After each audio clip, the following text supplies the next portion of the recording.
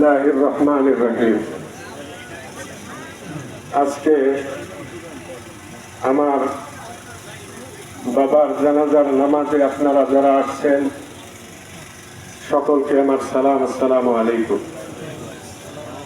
আমার বাবা অত্র ইউনিয়ন তথা পার্শ্ববর্তী ইউনিয়নও তার মানুষের সাথে চলাফেরা ছিল। তিনি সামাজিক কাজ করতেন, আমাদেরকেও সেই কাজ করার আদেশ দিতেন। বাবা সবসময় একটা কথা বলতেন, তুমি ভালো থাকবা, অন্যকে ভালো রাখবা। গত মাসের 21 তারিখ আমি আব্বাকে ঢাকা রেখে আমার ফ্লাইট ছিল, আমি চলে যাই। এরপরে আমি গত সপ্তাহে ওমরা করতে যাই। আমার কেমনই যেন এত বছর 25 বছর আমি সৌদি আরবে এইবারের মতো এরকম ওমরা আমি কোনো সময় করতে পারিনি। কারণ তখন গত সপ্তাহে আমার দাসপাড়ার ভগ্নিপতি ইন্তেকাল করেন। ইন্না লিল্লাহি ওয়া ইন্না ইলাইহি রাজিউন। আমি তাওয়াফ করতেছি, আমার ভগ্নিপতির যখন জানাজা চলে।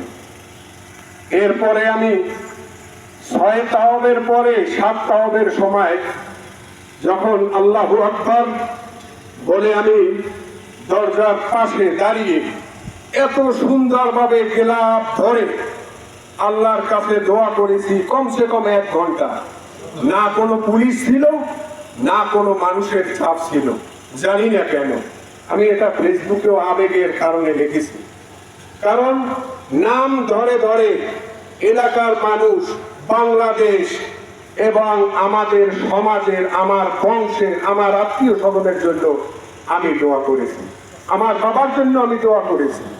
বাবা তো ওই রকম লোক ছিলেন, আমার এই 26 বছর বয়সে আমাকে কোনোদিন বলে নাই, বাবা তুমি টাকা পাঠাও, আমার সংসারে টাকা লাগবে। বাবা খালি বলতো একটা কথা, যে ওই বাড়ির একটা মেয়ে অসুস্থ, তার জন্য তুমি কিছু টাকা পাঠাইও। এই বাড়ির একটা মেয়ের বিবাহ, তার জন্য কিছু টাকা পাঠিও। আমার বাবা তো ওই বাবা, নিজের জন্য কোনোদিন কিচ্ছু বলে নাই। আমরা 4টা ভাই সৌদি আরব থাকি, ব্যবসা করি, আল্লাহর রহমতে ভালো আছি। কোনো সময় আমার বাবার চাহিদা ছিল না।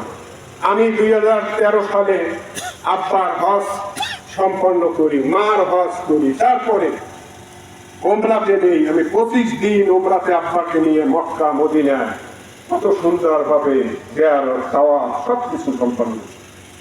আমরা চেষ্টা করছি আমার বাবা মা তাদের জন্য, কিন্তু কি যেন মনে হয় যেন ঘাটতি আছে, জানি না। আমাদের আশার কোনো শেষ নাই।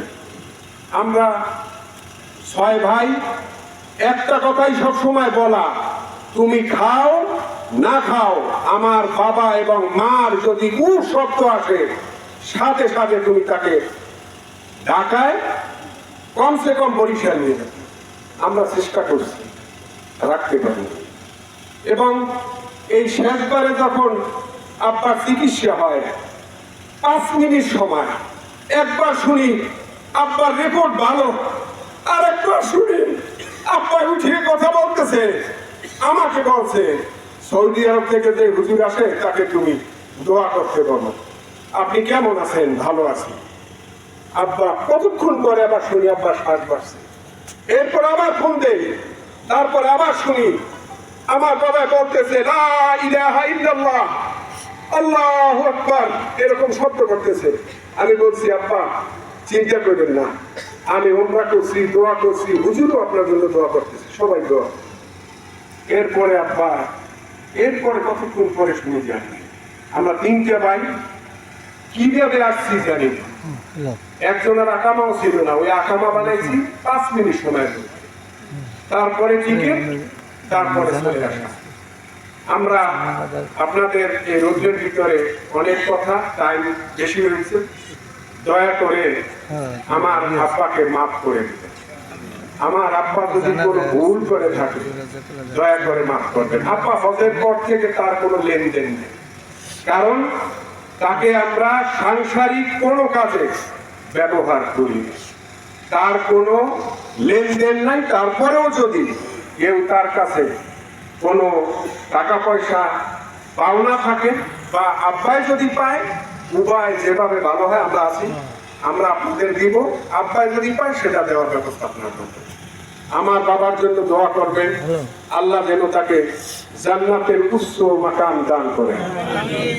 আল্লাহ তাআলা এই হাজী সাহেব, আমার বাবা, আমার সৌদি আরবে যারা ছিল হুজুরেরা, আমি ফজরের নামাজের পরে ফ্লাইট হয় আমার 7টায়, আমরা 3টায় ফজরের নামাজ পড়ে, বিশ্বাস করবেন সৌদি আরবের ইমামের পিছনে সব বুড়ো বুড়ো সৌদিরা বসে, তখন তারা দাঁড়াইয়া যেভাবে দোয়া করছে, এবং ওই দিন ফজরের নামাজ 2 রাকাত নামাজে কমসে কম 15 থেকে 20 মিনিট সময় লাগছে।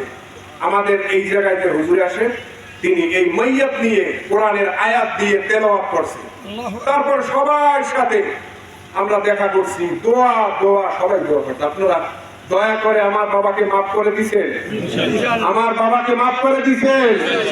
আমার বাবার জন্য দোয়া করবেন, আল্লাহ যেন তাকে জান্নাতের উচ্চ মাকাম দান করে। আসসালামু আলাইকুম ওয়া রাহমাতুল্লাহি ওয়া বারাকাতুহু।